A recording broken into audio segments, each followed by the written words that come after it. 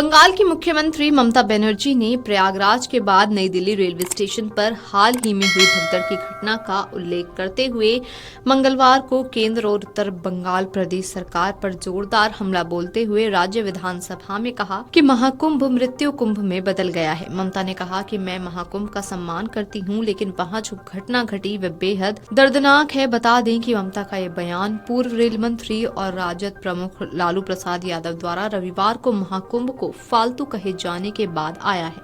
लालू ने कहा था कि कुंभ का कोई मतलब नहीं है, फालतू है कुंभ। पश्चिम बंगाल की मुख्यमंत्री ममता बनर्जी ने विधानसभा सत्र में महाकुंभ को मृत्यु कुंभ कह दिया है।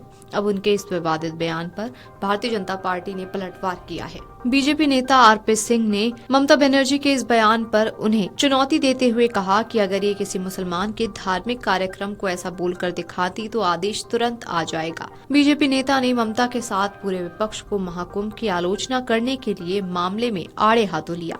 ममता ने इस बात पर कड़ी आपत्ति जताते हुए कहा कि कुछ भाजपा नेता द्वारा मुझे मुस्लिम लीडर कहा जाता है, मुस्लिम लीग से संबंध जोड़ा जाता है, मुझे आतंकवादी तक कहा जाता है। मैं प्रधानमंत्री नरेंद्र मोदी को चिट्ठी लिखकर नेता प्रतिपक्ष शुवेंदु अधिकारी की शिकायत करूंगी। ममता ने चुनौती देते हुए कहा कि मुस्लिम लीग व आतंकवादी से संबंधों की बात यदि कोई साबित कर दे तो मैं 1 मिनट के अंदर अपने पद से इस्तीफा दे दूंगी। इसके अलावा पश्चिम बंगाल की सीएम ममता बनर्जी के बयान पर भाजपा नेता मनजिंदर सिंह सिरसा ने कहा, ममता बनर्जी ने कुंभ को मृत्यु कुंभ बोला है। क्या वे इस्लाम पर्व के बारे में ऐसा बोल सकती हैं? जब लोग हज पर जाते हैं तो वे क्या ऐसा बोल सकती हैं? हजारों लोग वहां मारे गए, क्या वे ऐसा वहां के लिए बोल सकती हैं? ममता जी, आपको आज अपनी कही बातों पर शर्म और लज्जा आनी चाहिए। आइए आपको भी सुनाते हैं अपने बयान में भाजपा नेता और क्या कुछ बोले। माफ करना, एक धर्म विशेष की अगर बात हो, क्या कुंभ को आज क्या वर्ड बोला उन्होंने, मृत्यु कुंभ है। अब बताइए, क्या इस्लाम के किसी पवित्र पर्व के बारे में ऐसा बोल सकती हैं? क्या इस्लाम के प्रति जब लोग हज पर जाते हैं उसके प्रति ऐसी लाइन बोल सकती हैं? हजारों लोग वहां मारे गए, क्या उसके बारे ऐसी लाइन बोल सकती हैं वो? केवल ये खूबी क्या है सनातन धर्म की कि तुम कितनी भी गालियां निकालो फिर भी बर्दाश्त करने की सीमा है।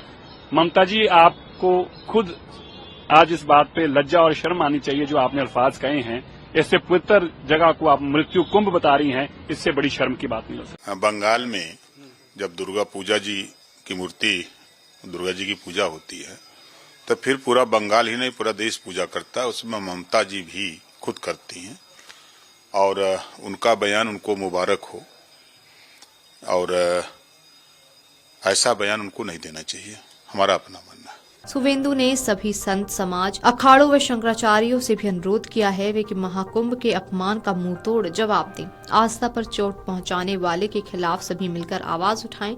साथ ही इस टिप्पणी के खिलाफ हिंदू समाज से ममता का पुतला जलाने का भी आह्वान किया।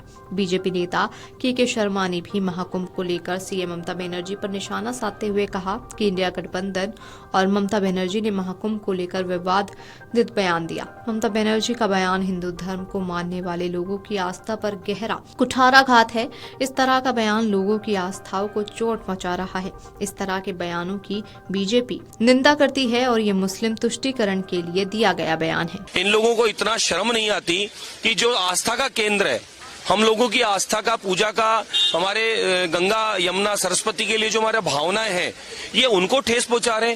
भारत के सनातनियों को, करोड़ों करोड़ों सनातनियों को ठेस पहुंचाने का काम ममता बनर्जी कर रही है। इस प्रकार के वाक्य बोलकर और हमारे सनातन का अपमान करके ये माने कि हम सब भारतवासियों का अपमान कर रही है। सनातन का अपमान करना इनका स्वभाव बन गया है। ये जो विपक्ष है हमारे